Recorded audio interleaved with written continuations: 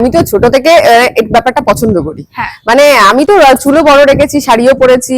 তোমার সংস্পর্শের মানুষের কটূক্তি শুনতে হয়েছে? মানে ভালো, মানে তুই কোনো ভালো কাজ কর বা তুই কোনো খারাপ কাজ কর, মানে আশেপাশে মানুষের সাথে শুনতেই হবে।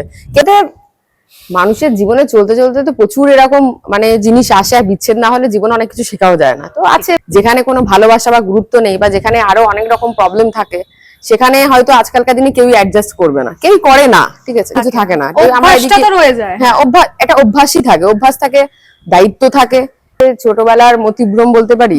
মানে অ্যাকচুয়ালি ব্যাপারটা হচ্ছে, দেখ আমরা প্রত্যেকে আমরা হিন্দু ঘরে, মানে আমাদের ইয়ে হচ্ছে আমরা হিন্দু ঘরে জন্ম নিয়েছি। এবারে আমাদের ছোটবেলা থেকে আমি দেখে আসছি আমার ঠাম্মা শ্রীকৃষ্ণকে পুজো করেন। পাশের একজন প্রতিবেশীর সাথেই আমি একদিন চার্চে যাই। কস্টিউম না Indo western costume? Indian. Cake cutting না পায়েস খাওয়া? Cake cutting.